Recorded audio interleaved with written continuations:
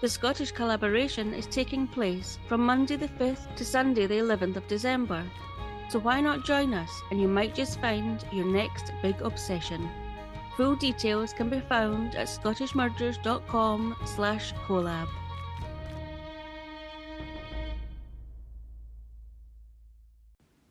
Hi everyone! Before we dive into this week's episode, please check out our promo of the week. Do you obsess over cold cases? Do you go down endless rabbit holes on online forums searching for clues to solve your pet case? Are you an amateur sleuth? If so, we'd like to invite you to check out our podcast, Citizen Detective. I'm Mike Morford. I'm Alex Ralph. And I'm Dr. Lee Meller. On our show, we work with citizen detectives to explore perplexing mysteries. Citizen Detective is out right now, and new episodes drop every other Saturday. Subscribe now so you don't miss a single episode of Citizen Detective.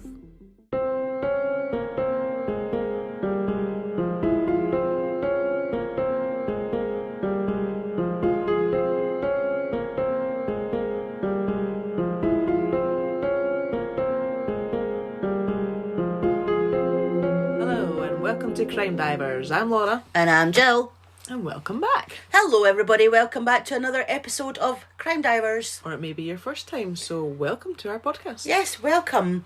So Laura, you told me before we started recording that you have a wee update. Yes, so what's I your did. update? This is a final update on the Marjorie Stoneman Douglas High School shooting. Because I did do a brief update on a couple episodes ago, but Yeah. this is the actual final one.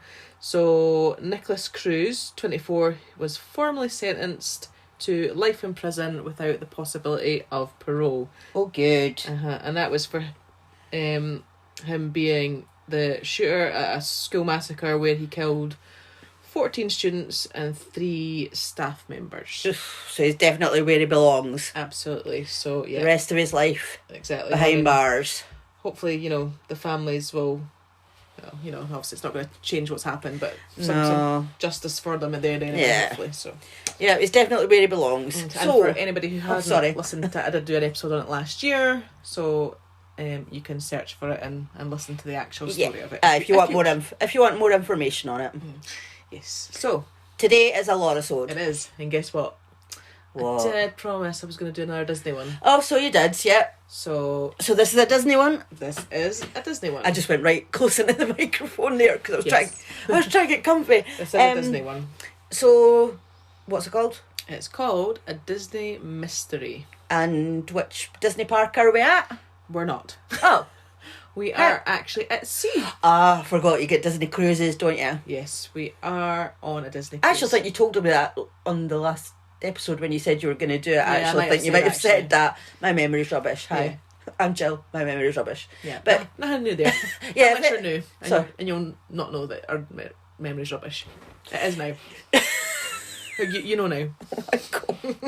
anyway, what I was trying to say before Laura just rambled there was if anybody wants to listen to her Darker Side of Disney episode, that was on our bonus episode at Halloween, which was really interesting. So that's why she decided she wanted to go a bit further and Yeah, well, I do think this this one. one deserved an episode of its own. Yeah. So Okay then, so should we dive in? let's dive in.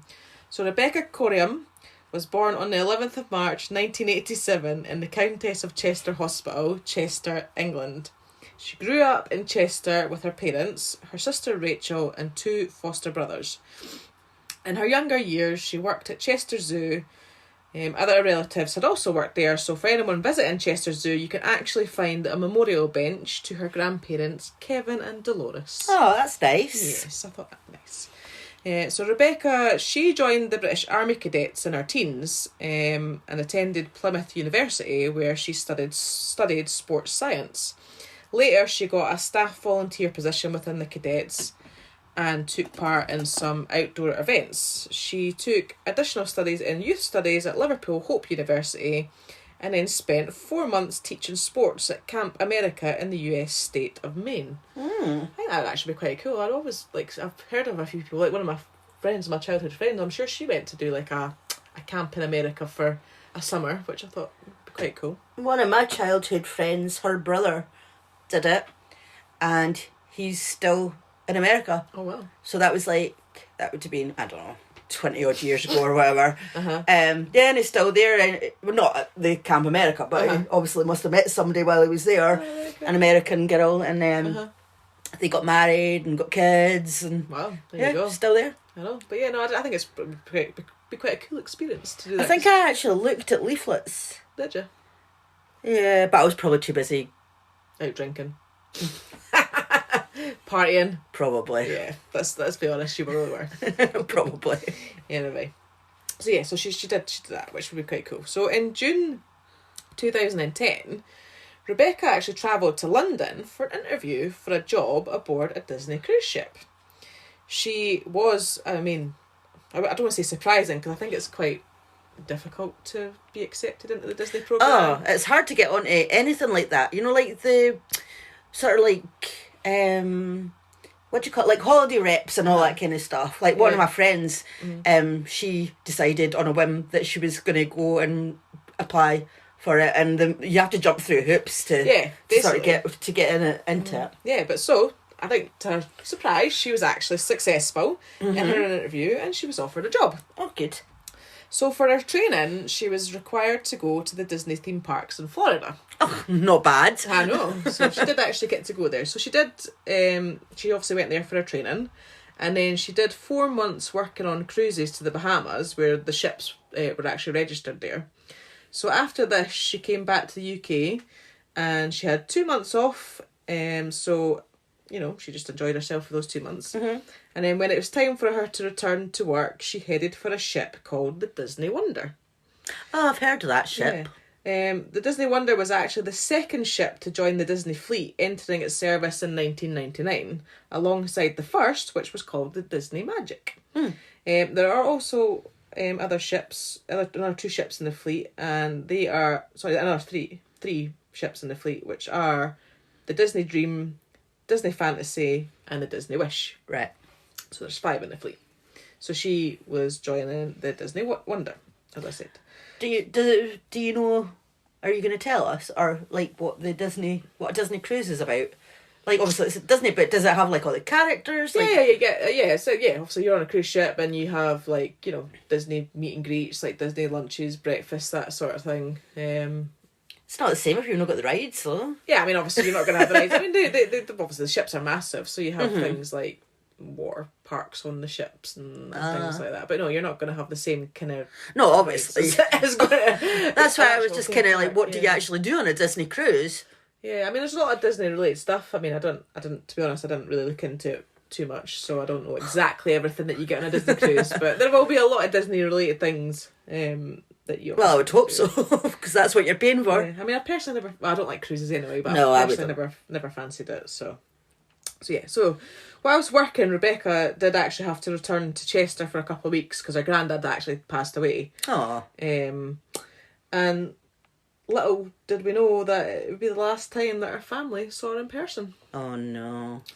So Rebecca returned to the Disney Wonder and back to her duties as a youth worker. So her title, that's what was her job title, youth worker. It was basically she was like running the kids clubs. Right. Because obviously, you know, parents would maybe want time to themselves, so they'd put their children at the kids club. So she was basically, you know, involved in that side of it. But she kept in contact via Facebook and Skype with her family.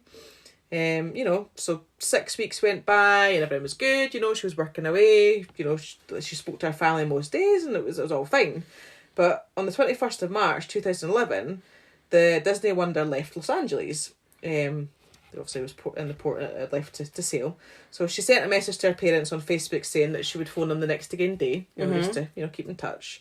So like I say, at this point I'm assuming that, you know, Rebecca must have been like in contact regularly with her family, and when she said she would call, she obviously would call, because our mum quickly grew concerned when it was only 12 hours had went by after she had replied to Rebecca. She'd had no response back from Rebecca, so I mean 12 hours doesn't sound like a long time.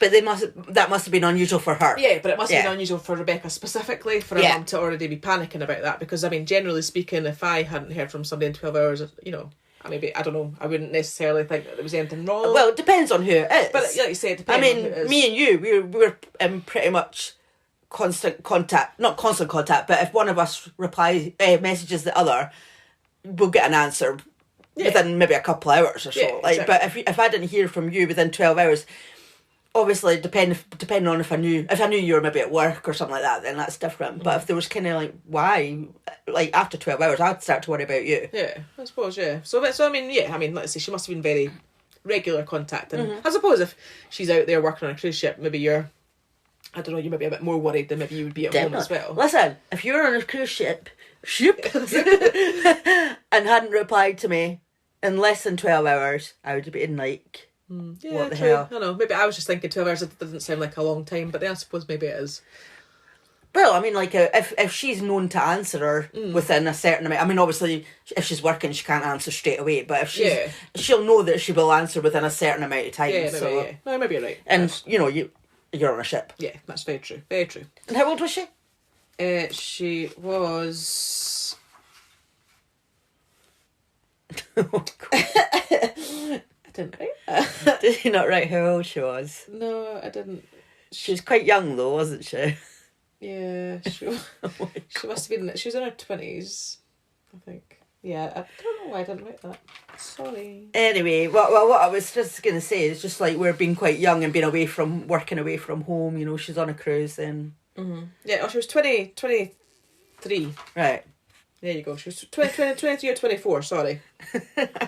My apologies, I did not write Okay, that. anyway. But yeah, she was fairly young. So yeah, so at 9 a.m.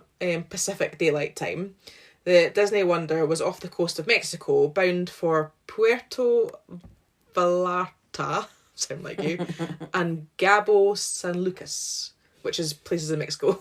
Okay. I've never heard of them, but they're obviously places of Mexico. I can't make fun of you because... Yeah, you're rubbish.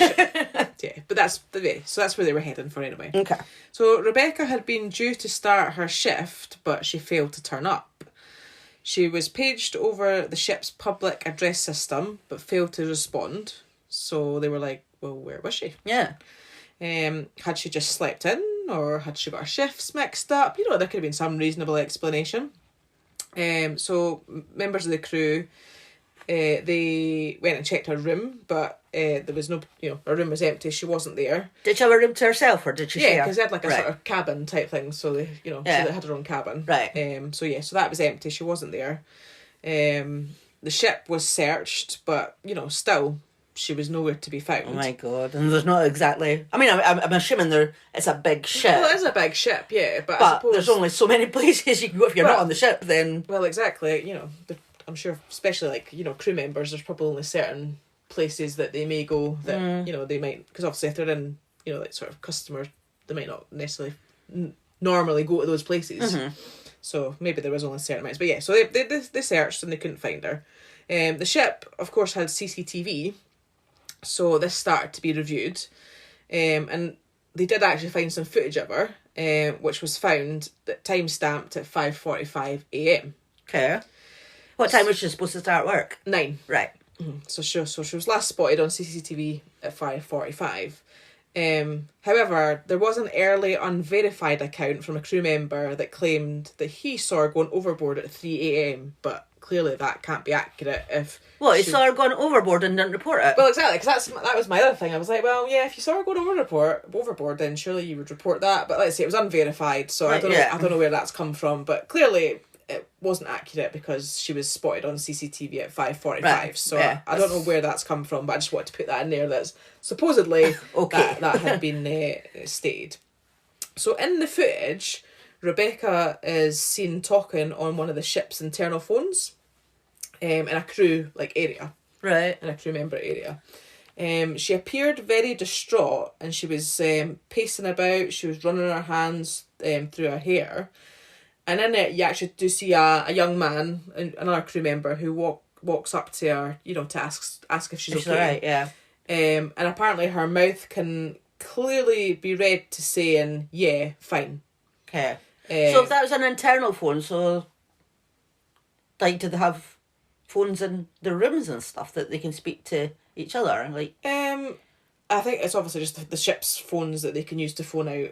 I don't know, it just said internal phones, so I don't know specifically what they meant by that. But it's in a crew area, so she's not in a room doing this, so she's obviously in a crew area. I just wondered who she'd be phoning. Well, we'll get to that. Alright, sorry. So she could clearly be saying, yeah, fine, after which she immediately hangs up the phone, and then just sort of, let's say, walks off. So, like I said to you before, the crew, you know, they searched the ship for her. The US Coast Guard searched the water that the Wonder had sailed, you know, the path that the Wonder had sailed through, just in case Rebecca had gone overboard. But, you know, they found nothing. So, of course, Rebecca's parents had been alerted, so they immediately flew to meet the ship. But they actually said that they felt like no one was really making a big deal of it. They said that the ship was still operating as normal. And, you know, basically they were, like, sneaked into, like, a back door, so to speak. So they were just sort of, you know, got on a boat, taken sort of through, like, I don't want to say a side door, because it's not a side door, but, but, you know, just taken in, and, so, you know, they were put in a blacked out car to, you know, to get to the ship. I can say it was a side entrance, and I mean, passengers were getting off the ship for, like, wherever they, you know, for their daily trip to wherever they were. Yeah. And they were just sort of, like, shuffled into the you know, the ship quite, you know, like, no big deal was made of it. I mean, I can understand sort of their, like Disney would be not wanting to bring attention to people who are on holiday. Yeah. Because, you know, it's Disney. Yeah, I think that's probably what it was, but the passengers wouldn't have known who these people were. Like, so why? What's blacked out and I know, like, sneaky? why sneak them on? Yeah, I know, and especially, I mean, the poor parents. You know, they've just obviously been told that their daughter's gone missing, so they're going to be, like, totally panicked and stuff. And I mean, at least that I'm not saying they treated them badly, but I feel like, you know, they obviously felt like they were just, like, getting, you know, sneaked in and trying to be kept under wraps and stuff. And I mean, I suppose that's probably not how you want to feel when your daughter's obviously missing. No, because I'd be like, well, the world has to stop right now because, you know. Exactly. But obviously Disney have got a business to run and they've got to think about all their other passengers. It was the same way.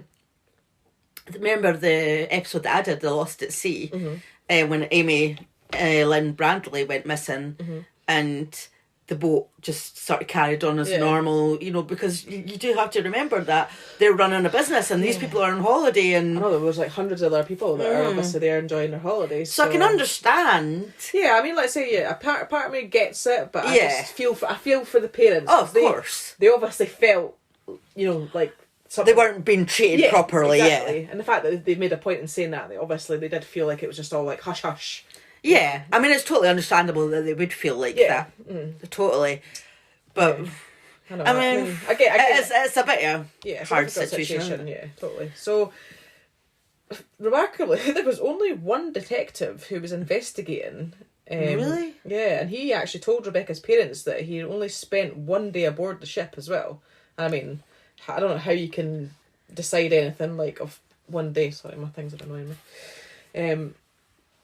So I thought that was pretty rubbish. Yeah, that's one person and one day.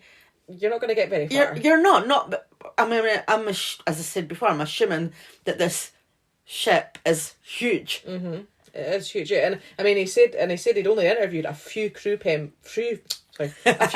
members, and none of the passengers were interviewed either.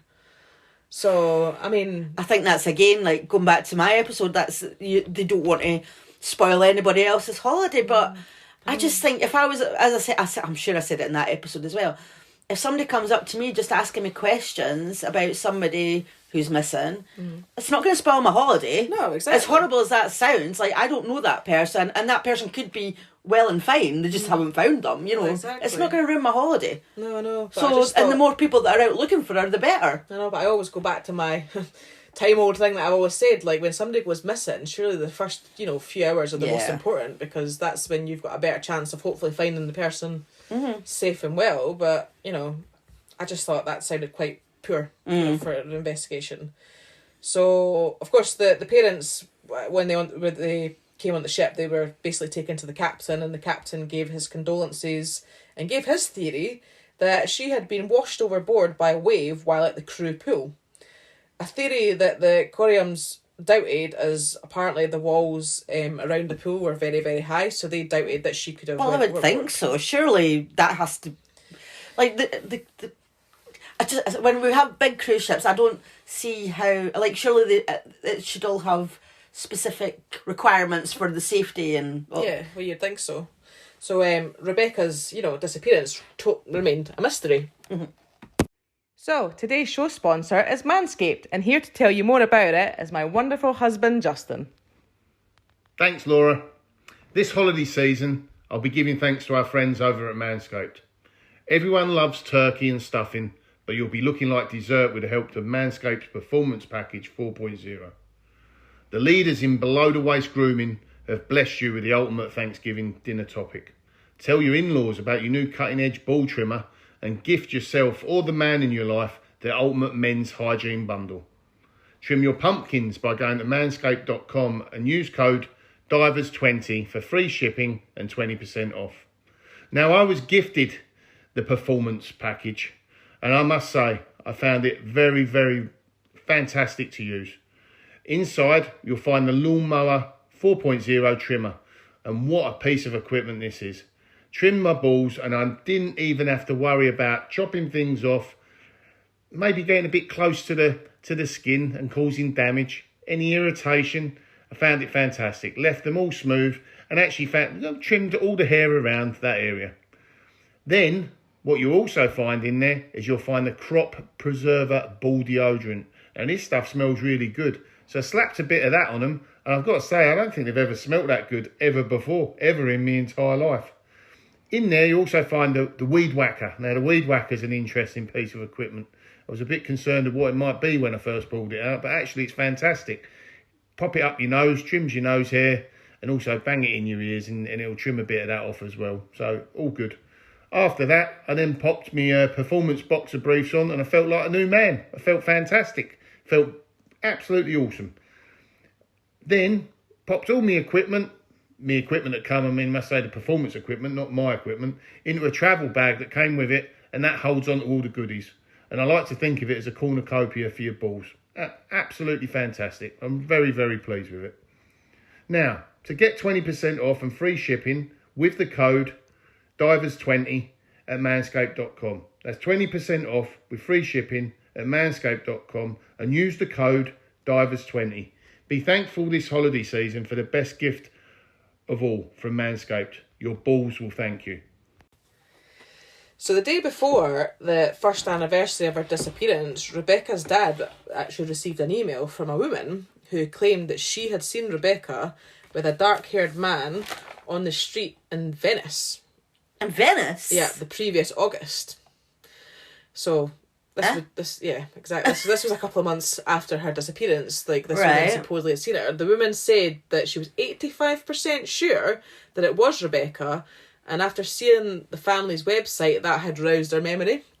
Okay. Because obviously this was the next again year when she said it, which, I mean, again, that I just never, I walk past so many people, especially in busy places, I suppose Venice would be quite busy, but, I just don't think anybody would ever stand out to me.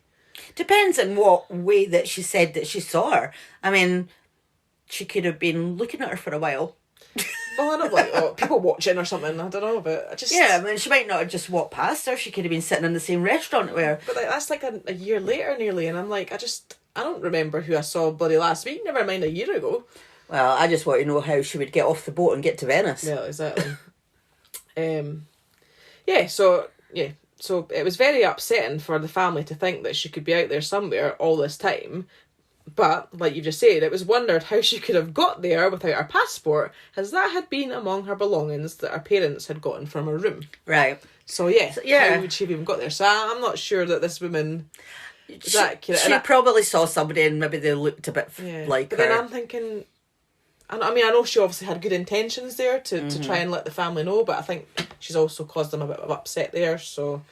Yeah. I don't know, And she wasn't 100% sure. Well, exactly, she was 85%. So, I mean, I'm not sure that was necessarily the right thing to do, even though her intentions were obviously, I get it, but yeah, I don't think that was true, personally. Well, I wouldn't thought so if her passport had been missing, then that's a different kettle of fish. Well, this is true, yeah. Well, that's it, because, none of her belongings were missing from her room, do you know what I mean? Everything was there, so it's not like she'd packed up stuff and gone anywhere, to me. So no, it sounds like she's gone overboard, but how? Yeah.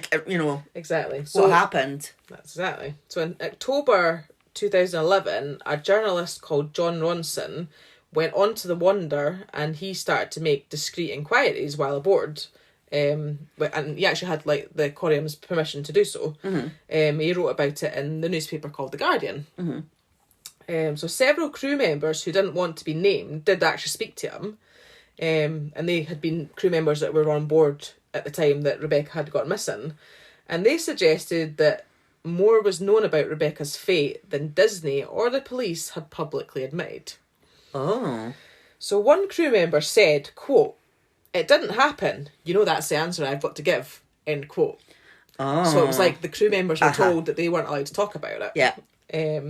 So after touring the passenger areas, John Ronson decided that Rebecca had probably slipped and fallen while jogging on the deck 4, which was the deck 4 jogging track. Apparently the railings were low enough for that accident to happen, and she did regularly keep herself in shape that way. However, the track was well covered in disguised security cameras, so you'd think that if that had been the case, she would have been caught on the security cameras. Yeah. Which, well, according to Disney, she wasn't, because they've Right. never released or said that she has. Okay. But that's what the reporter, he thought maybe happened. So he shared the theory with a crew member who said that he was mistaken, and according to him, Rebecca had gone overboard from the crew pool on deck 5, which is what the captain said. And he said, quote, said, "I was on the ship that day," and he said, "Everyone knows." And he said that there was also a flip-flop that was found in the area, and apparently that was proof. A flip-flop? Was Yeah. it proved to be her flip-flop? Well, I'll go on to that in a Right, little while, but okay. apparently that's what this crew member had said. So there was a woman called Melissa, and she said that a day after the disappearance, flowers were placed on the wall near the pool, apparently by Disney, and it really stirred things up as like, well, why were they putting them there when nothing was clear? Like, at this point, there was nothing clear about what happened to her. So Yeah. why did Disney, or, crew members, Yeah. put flowers next to the wall at the crew pool if they hadn't actually proved that that's what happened to her? Yeah. So that was a bit strange, I thought. So when John Ronson, the reporter, when he took a look at the crew pool, which was visible from deck 10, so he must have been looking above and down on it, he doubted these claims, and he said that around the railings on the pool is a steel wall high enough to completely block any view. There again was cameras, and he believed that John Ronson, he did not see how anyone could have jumped or fallen from there. So he was like, Right. I'm not convinced on that one. But all crew members that he spoke to insisted that Rebecca had gone overboard from the crew pool. And also they've said that Disney knows exactly what happened. One said that everything here is taped. There's CCTV everywhere, and apparently Disney has the tape. But again, hasn't been released to the public or the Coriams for that matter. So the only CCTV that was released was the one with her talking on the phone. Why? If it was an accident... Well, exactly, because that was my point. I was like, well, surely Disney would want, and everybody would want to find out what happened to her. And I mean, there's going to be plenty of CCTV around the ship. I mean, there may be a few blind spots, granted, but surely they would have searched through every single CCTV, especially after seeing her on the crew, on the phone. Surely they must know the path that she potentially took. So you'd think that they would go back and look before and after of the routes that she would have taken. So I was like, I kind of thinking maybe Disney do know more than they've let on. I think they probably do, and the reason that they're not letting on what happened will be about image and money, reputation, because they will not want, as we've said before, that Disney is a magical place, and you can't die at Disney, all that kind of stuff. Exactly, so they don't want to admit stuff. Yeah, and they're not going to want to advertise the fact that their cruise isn't that safe. Basically, that somebody has had an accident and died.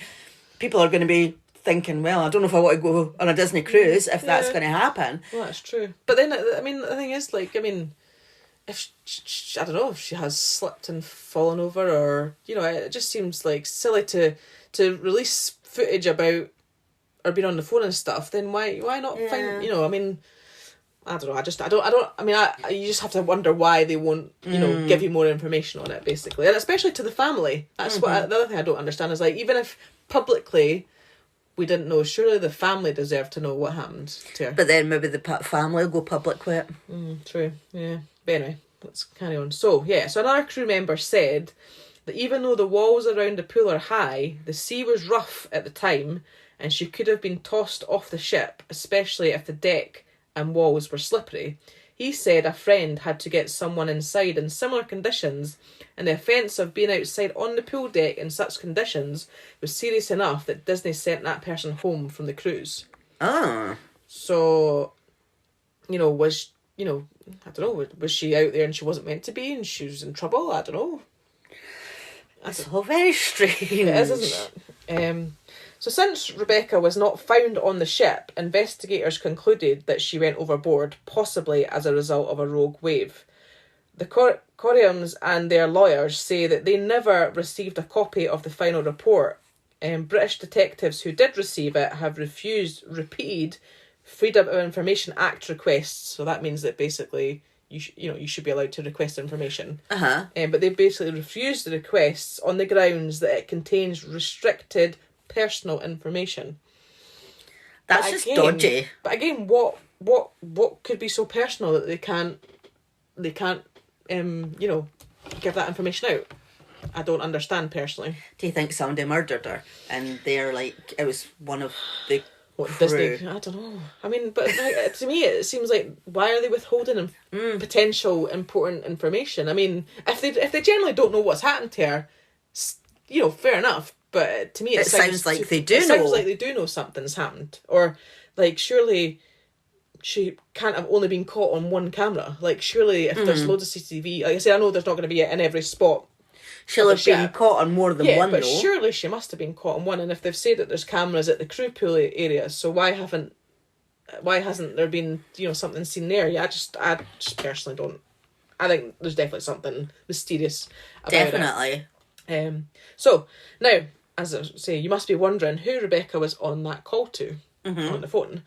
I did ask earlier, but you were like, no, I'm not telling you. Yeah, I'll tell you now. Well, I'm not saying I'm going to tell you now, but I'll tell you what I know.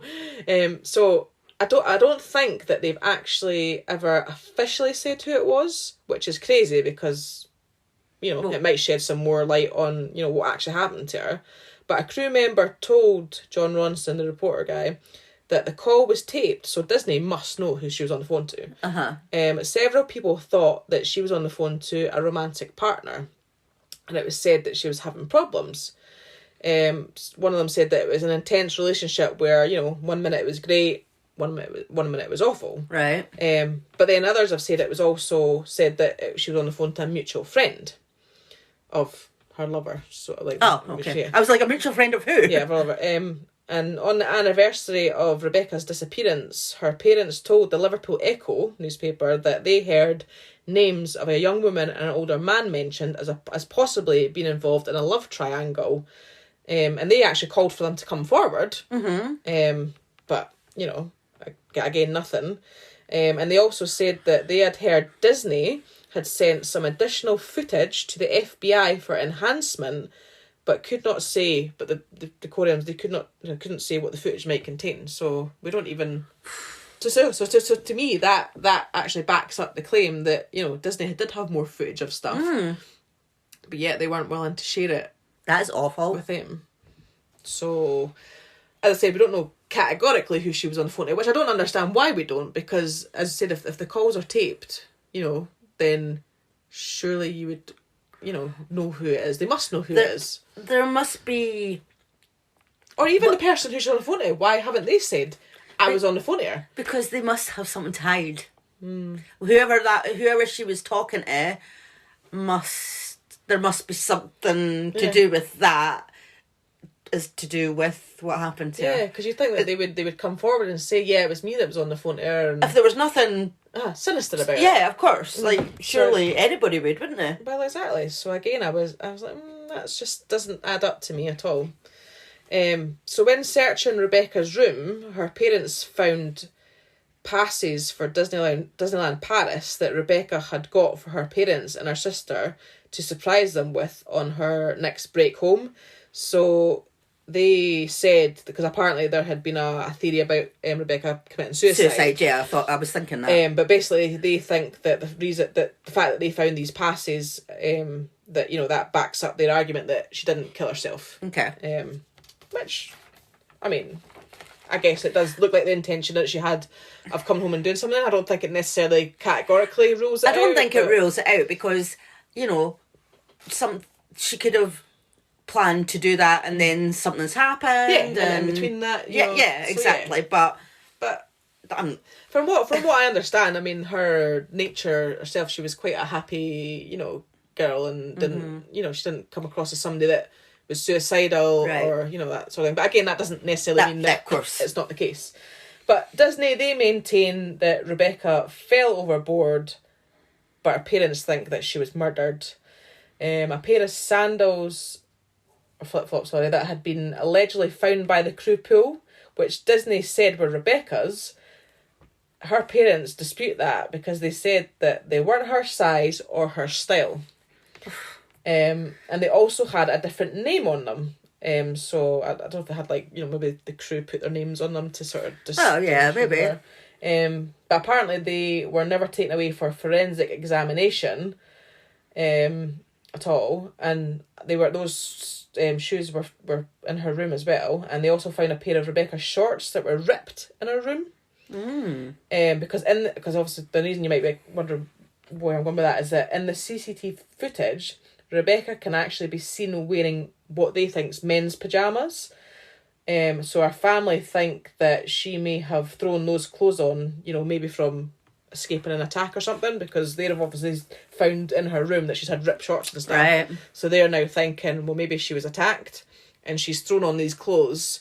She's obviously went to use the phone, maybe to say about what's happened to her. So they think maybe it was more of she'd been, you know, attacked and potentially murdered. And like I said to you before, it is believed that Disney have more evidence than it is shown, and it is covering up knowledge of what happened out of fear of adverse publicity.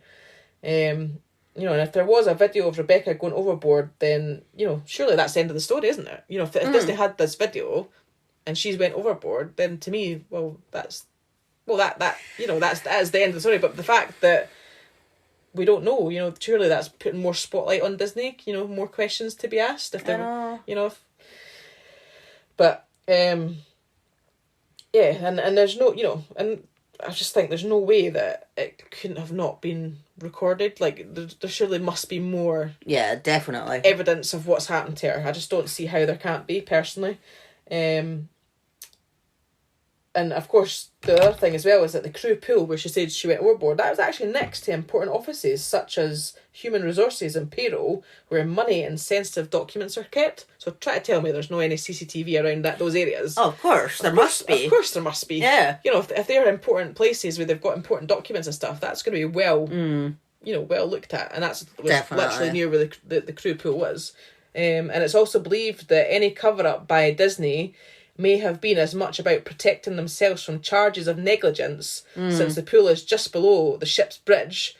So, you know, someone would have definitely been on the bridge, because they've got to have somebody on the bridge at all times. And, you know, if there had been somebody there and they were actually doing their job, surely they would have potentially seen what's happened and obviously start a rescue, you know, if there had been a fall. So was there somebody on that bridge that wasn't doing their job properly? Did they see what happened, or did they not see what happened, you know? Or did they do something? Yeah, exactly. Again, this is all about Disney's reputation, you know, potentially. And let's say if it was 6 a.m, because obviously remember she was seen at, the last time she was seen at 5:45, hoped is that whatever's happened very soon after that. So if it was around 6 a.m. and they were doing their job and watching the front, someone must have seen her go over, and if they didn't, you know, I said they're obviously covering up why they didn't do anything about it, why they didn't see it. So that's quite suspicious. The Coriams, they did actually have an out-of-court settlement with Disney in 2016. I don't know the details of that, but they did have a settlement with them. So Disney did obviously settle with them, and so they obviously admitted something, because they've They've settled something. Yeah, probably just up for them to shut up. Probably. So the investigation is still ongoing. And they say that they wish they knew what happened to obviously Disney said the investigation is still ongoing, and that they said that they wish they knew what happened to Rebecca as much as anyone. Her disappearance has been difficult and heartbreaking for everyone. Really? So what do you think? Well, I think that Disney, no matter what happened to Rebecca, Disney is covering stuff up. Mm-hmm. So them saying, oh, we want to find out and we're all heartbroken, that's bullshit. Mm-hmm. Because you've got information that could help. But whatever this information is, it obviously doesn't make Disney look good by the sounds of it. Because why else would they cover it up? Like, even if it was like their employee, why would they want to protect an employee? Against another employee's disappearance. Protecting their image is must be more important than somebody's life. But then I think to myself, well, that's not protecting their image because they're in the spotlight here. You know what I mean? The fact that, you know, a crew member has went overboard, they don't know what's happened to her. People are saying that Disney know more than they've let on. So how is that, you know, how are they protecting their image there? Because the spotlight surely is, until the case is solved, if it's ever solved, they're always going to be in the spotlight about it. I mean, it might go into the sort of shadows and not be talked about as much, but it's still there. At the end of the day, though, right? I mean, they're talking about, if we're talking about protecting our image and stuff, we know this. A lot of people don't know this.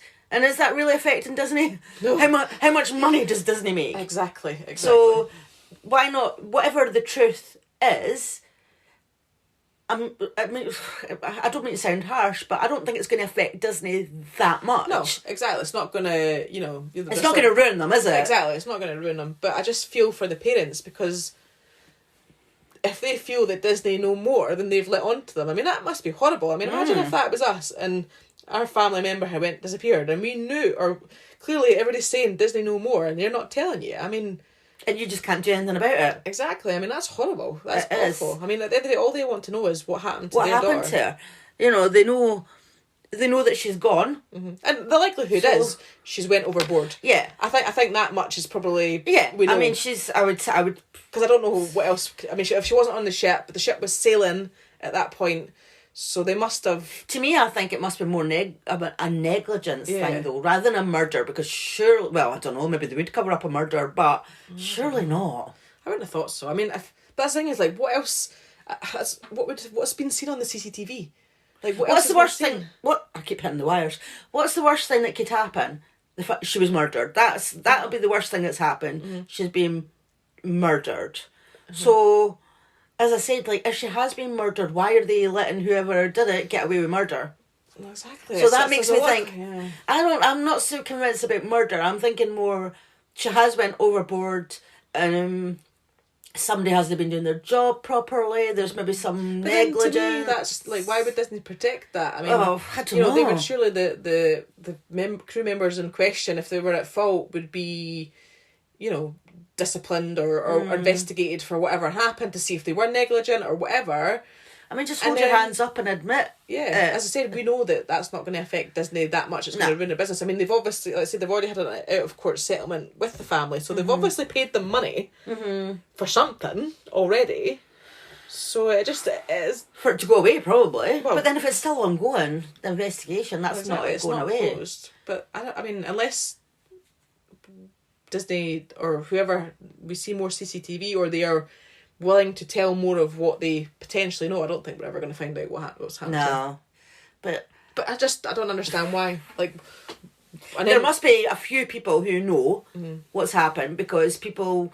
I mean, well, there's crew members saying, well, everybody knows what happened, but they'll be not allowed... Well, I said one of them officially says nothing's happened. Like, that's what we're supposed to tell you. It makes you wonder if Disney have got them under some sort of contract that they can't say anything, but then... But I just don't understand why, though. No. And it's frustrating because, you know, I mean, like, accidents do happen, and I mean, we obviously, all we can go on is the CCTV that we saw that said that she was quite distraught, she was on the phone, so maybe she was in a terrible state of mind. I mean, I don't know, I mean...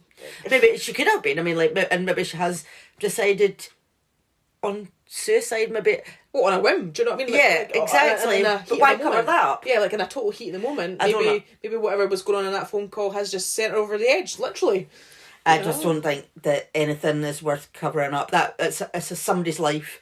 It's somebody's daughter, somebody's sister, you know, whatever. And that's it. If Disney genuinely don't know, then fair enough. But you can't get all these people saying things that they know, and like a bit of CCTV that's on all these places that they don't know at least more than what they've said. They might not fully know what's happened, but surely they must know And more. anybody who does know what's happened, why are they not talking? Like, I'm sorry, even if I was fucking under contract or something, I would rather that family knew what happened. I'd be like, what's the worst you're going to do to me? You're going to sack me? You're going to sue me? Yeah, exactly. What's the worst that's going to happen But to for me? what? Speaking the truth about something. So I would rather bring peace to I'd that. love to know if anybody had any other theories or thoughts on that, because it's one of those ones that it's a frustrating one that we don't know, and Yeah, I you know. know, a poor family out there doesn't know what's happened to their daughter either. So it is a mystery. Yeah, I would love to hear anybody's feedback about it. But thanks for listening, everybody. And if you would like to follow us on social media or get in contact with us, we are on Twitter and Instagram, crime_divers_pod.